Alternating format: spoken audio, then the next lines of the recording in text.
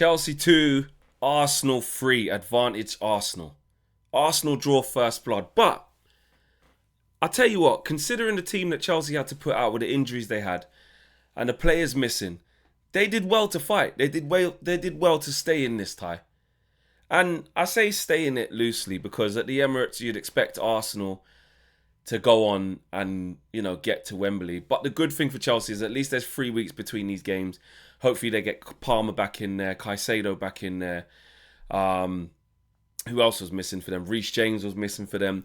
The gap was just too big. But considering the gap in class with the quality or lack of quality that Chelsea had compared to Arsenal's pretty much strongest 11, well, it was their strongest 11, you have to say that that game was probably there for Arsenal to kill the tie. Do you know what I'm saying? They've gone away to Stamford Bridge and scored 3 goals. As far as I'm concerned as a neutral, that game should be put to bed against that level of Chelsea opposition. You have Robert Sanchez going back to doing Robert Sanchez things, looking nervy. Again, with the lack of quality that Chelsea got, I'm not even going to get onto players like Mark Guiu or Giu, however you say his name. Not up to it. You know what I'm saying? Pedro Neto. And they had Pedro Neto on one side. Esteval was bright. I liked what Esteval was doing. It's not often you keep Timber very honest, and he did do that. Not saying he got the better of him and twist him up and stuff, but he was very lively, Esteval. The midfield two of Enzo and Santos against, Rice, Zubimendi and Odegaard. You're expecting Arsenal to win this game. So really, it's probably, I would say Arsenal should be disappointed that they haven't basically got 2 feet in the final. Now, they're at the Emirates next, and they're winning the game 3-2. They're winning the tie 3-2. So they'll be fine, in my opinion. But they had the opportunity to close out the game and make sure they put Chelsea to the sword. And they allowed them back in with two kind of cheap Arsenal goals to concede. You know what I mean? Garnacho off the bench keeps the tie alive. You've got to big him up because Liam Rosenior's put him on, and he's made an impact. He's got 2 goals to keep Chelsea hanging on by a thread. You know what I'm saying? He's given Chelsea a lifeline because at 3-0 or 2-0, the tie's pretty much dead. So fair play to Liam Rosenior, fair play to Alejandro Garnacho. But from an Arsenal perspective, I can't lie. I think they fumbled the bag there. They fumbled the bag. Do you know what I'm saying? They're 2-0 up, kind of cruising. Either see the game out in true Arsenal way, 2-0 to the Arsenal, get to the Emirates, game done, or go for the kill. Do you know what I'm saying? Go for the kill. And even the goals they did score, they scored, I think, after, 5 minutes from a corner. Robert Sanchez, flapping, not good enough, weak. Such an easy goal for Ben White to score. And I'm not saying Arsenal should be embarrassed by that goal. You score the goals that you score. Who cares? But it wasn't like they made a fantastic chance. It was Chelsea's sort of negligence that gave them a gift. And it was the same with the second goal. Robert Sanchez gave them a gift, and Gyökeres gets the tap in after having some of the fewest touches in the game. But he worked hard, and his touches were clean. It wasn't like he was out of sorts. But in terms of getting a look at goal, he wasn't getting anything. He had one block shot that went for a corner. Other than that, the Chelsea back four or Chelsea centre backs were pretty much calm looking after Gyökeres. But it's Sanchez who gives them that 2-0 lead essentially. But from that point, you're thinking Chelsea are dead and buried. And that's why I got to give it to them, because twice they came back from basically being dead and buried. At 2-0 down, Garnacho scores his goal at the back post. And then he scores the second one from 3-1 down. So, look, you got to respect Chelsea for showing that level of fight with the players that they had out there. And I think Liam Rosenior, look, you can tell he's telling them to play from the back. Sanchez has gone back to being Sanchez, that's for sure. Even as a neutral, yeah, I was nervous watching him. He just makes me nervous, bro. Makes me nervous. Like, you think it was sort of this redemption arc that he had this year. He's made some big saves in some big games.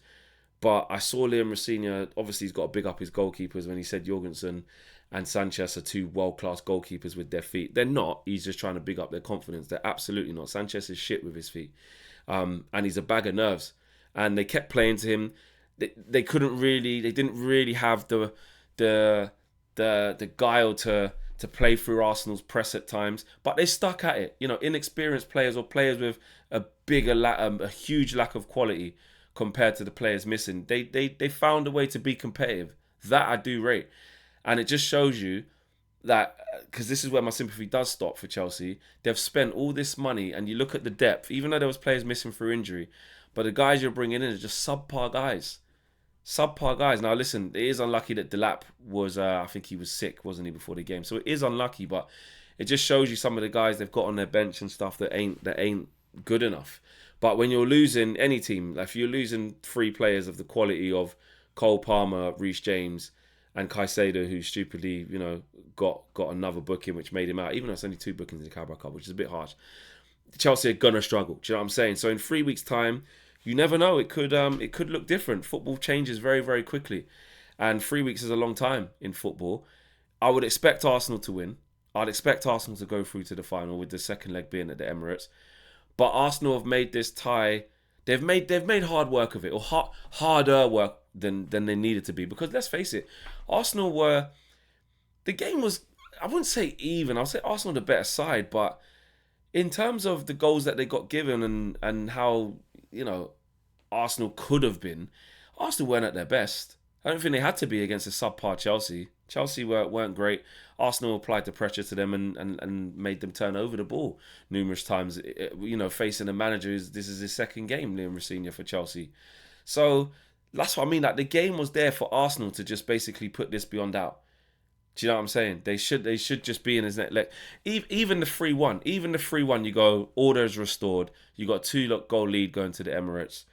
They're in the final essentially. Do you know what I'm saying? But they've left the window of opportunity, and if Chelsea can get Cole Palmer and Reece James and Caicedo back into the team and firing in the next 3 weeks, you never know, man. Stranger things have happened. I think Arteta will be upset at that. The fact that, if I was an Arsenal fan, I'd be upset that we've let a Chelsea team with that little quality in it still be in the tie. Do you know what I mean? Especially after, it's not like it's a 0-0. It's after being in positions of, like, being able to see it out, being able to manage the game, don't make any mistakes, not having to concede. So on one hand, you give Chelsea the respect, but from an Arsenal perspective, with how good they are and the experience that they've built up and how good they're meant to be defensively, they've conceded 2 cheap goals. 2 cheap goals at the back post from Garnacho.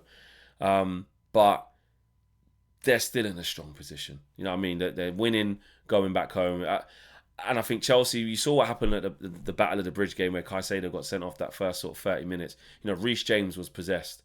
He was excellent. Cole Palmer was on the bench. He was just coming back from injury then. But Reece James was possessed that day. Caicedo, up into his injury, was possessed. The Chelsea were on the front foot. They were going after Arsenal. And Arsenal found it really tough up until that sending off. But it just goes to show you that game was nowhere near like that tonight. So, game's still on. Tie's still on. But it is advantage Arsenal. Arsenal fans, let me know what you guys are saying. How disappointed are you that you basically didn't put it to bed?